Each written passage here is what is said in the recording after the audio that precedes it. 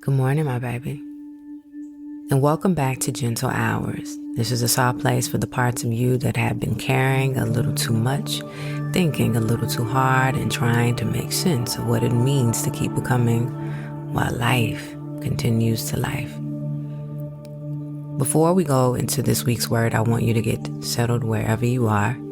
If you're driving, just loosen your shoulders for me. If you're in the kitchen, if you're still in bed, if you're walking into work, if you're sitting on the side of your bed trying to gather yourself before the day asks anything from you, I just want you to take this moment and be here with me. Be present. You don't have to fix anything right now. You don't have to explain anything right now. You don't have to answer before the morning begins. I just want you to be here. Now, take a deep breath in through your nose. Hold it for a second and let it go slowly through your mouth. Again, deep breath in, hold it, and release. And one more time, because some of us don't realize how much tension we're already carried in the morning before our feet even begins to touch the floor. Deep breath in. Hold it and let it go. This week's Gentle Hour phrase is you are allowed to outgrow what once held you. And I want to sit with that for a minute because I think one of the hardest things to make peace with in adulthood is realizing that some of the things that help you survive one season of your life are the very things that can begin to restrict you in the next one. Sometimes what held you was a relationship. Sometimes it was a version of yourself. Sometimes it was a mindset, a routine, a coping mechanism, a city, a friendship, a job, a way of loving, a way of proving, a way of protecting, a way of shrinking, a way of overextending, a way of apologizing for needing more, a way of convincing yourself that bare minimum treatment was still worth being grateful for because, at least it was something. Sometimes what held you was necessary then. And that's the part I really want to honor this morning. Not everything you are outgrowing was evil. Not everything that you are leaving behind was malicious. Not everything that no longer fits your now was wrong when you first reached for it. Some things really did hold you when you were lonely. And some habits really did help you survive when you didn't know what else to do.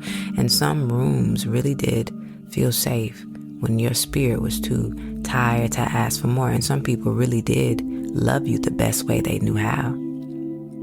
But the truth of it all is the best they knew how can still become insufficient for the person you are now. And that can really be hard to admit because once you've attached history to a thing, once you've attached gratitude to it, once you've attached memories and versions of yourself to it, it can feel almost disloyal to acknowledge that you've grown beyond it. It can feel ungrateful to say, this used to help me, but now it hurts me. It feels cruel to say, this used to comfort me, but now it confuses me. I can feel prideful to say I can't keep returning to what no longer has the capacity to hold the fullness of who I've become. But I also want you to hear this morning. Outgrowing something is not the same thing as dishonoring it. Sometimes growth looks like being honest enough to admit that what once served you no longer supports you. Sometimes growth is realizing that what used to feel like shelter now feels like suffocation. Sometimes growth looks like noticing that you keep returning to people and patterns and places that only know how to handle the version of you that was still willing to over-explain and overcompensate and overperform to overstay. And maybe that's where some of us are right now. Maybe, you are in a season where your spirit is beginning to reject what your old self would have tolerated. Maybe conversations that used to feel normal now feel very drained. Maybe spaces you used to force yourself to fit into now feel heavy the moment that you walk in.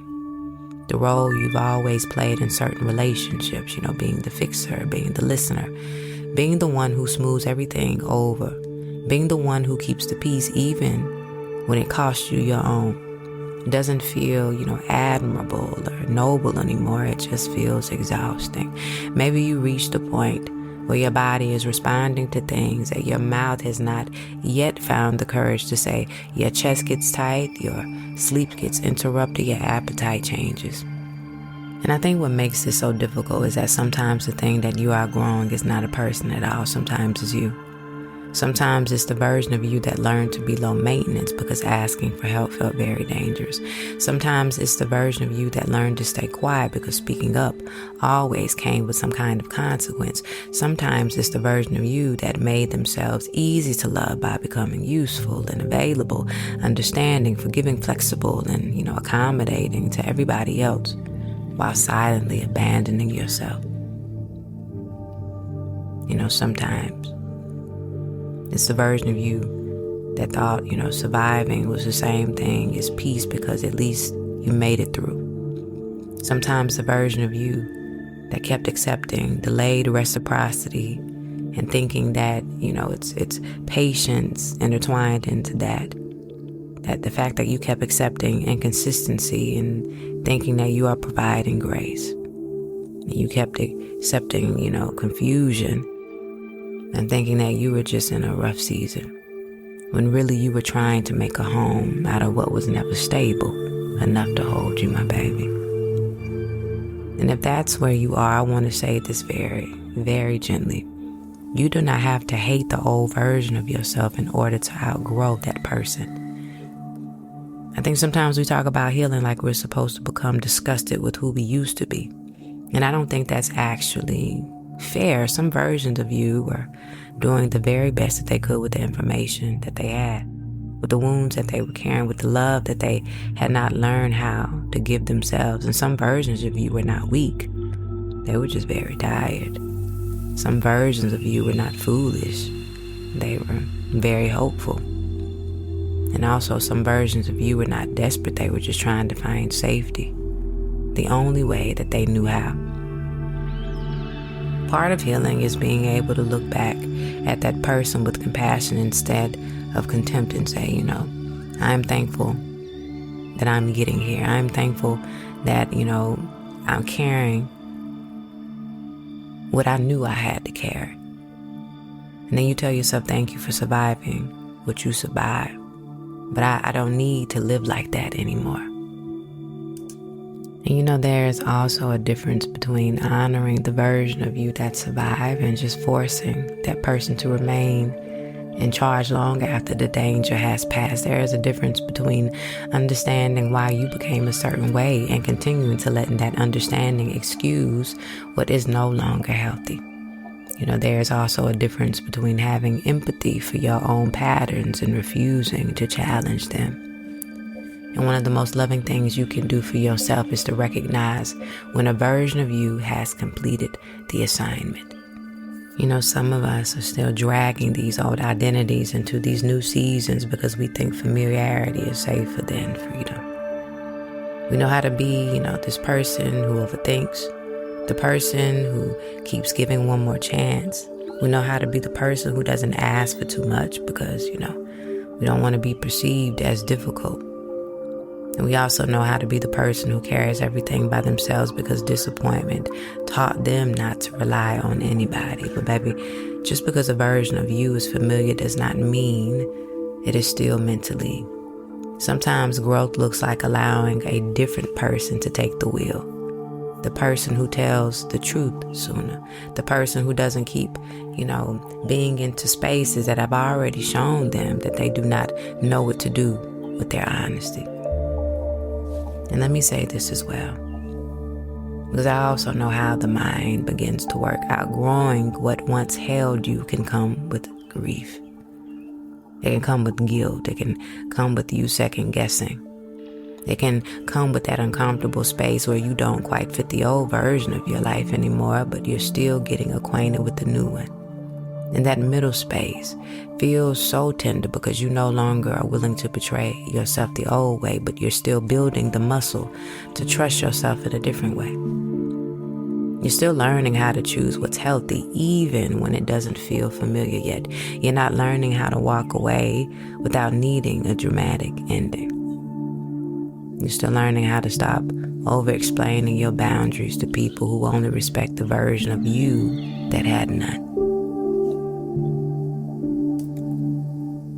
And I also want you to know that it's okay to honor your growth without apologizing for it. It's realizing that, you're not the person that you used to be. And that means something. And it's okay to stop giving old access to people who only know how to handle the old versions of you. It's okay to stop being small, in your language and in your needs and your standards, your honesty and your softness, your boundaries and your self-respect, just to keep a room comfortable that never made enough room for you.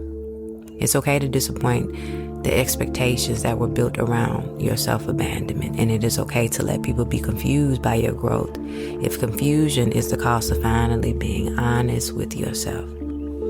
So this morning, I want to leave you with a few things to sit with.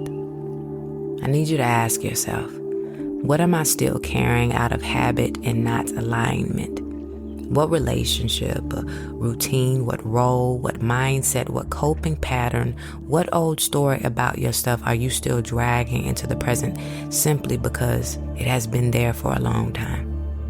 I want you to ask yourself, who benefits from me staying the same?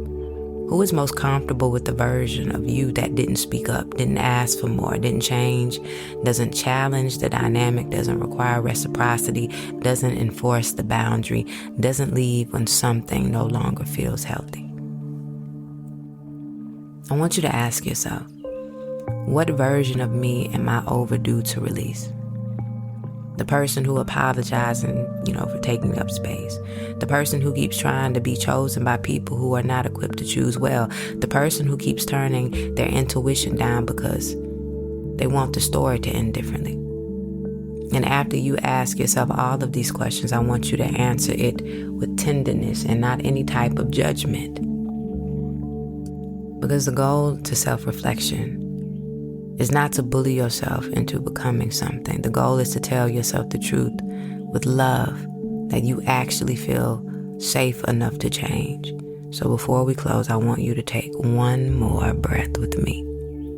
I want you to hold it and release. Again, breathe in, hold it, and let go. And if it feels good to you, I want you to repeat these affirmations very softly out loud if you can. I am allowed to change. I am allowed to want more for myself. I am allowed to release what no longer supports who I am becoming. I do not have to stay loyal to versions of me that were built around surviving.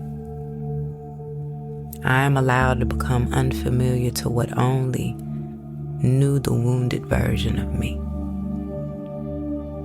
I am allowed to choose peace over familiarity.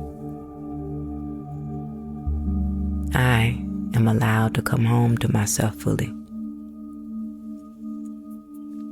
So as you move through the rest of the week, I want you to remember this. If it feels like your spirit is changing shape, if it feels like old things don't fit the same, if it feels like you're standing in the doorway between who you've been and who you are becoming, I don't want you to rush yourself into, coming back into a version of life that no longer honors your growth. I want you to listen to yourself. I want you to notice yourself. I want you to be honest and let yourself grow in peace. You are not abandoning yourself by changing. You are finally refusing to abandon yourself in order to stay the same. And that, my baby, that is a good kind of growth. All right, I love you. Be gentle with yourself today and this week, but be honest with yourself too. And I'll meet you right back here next week with another Gentle Hours.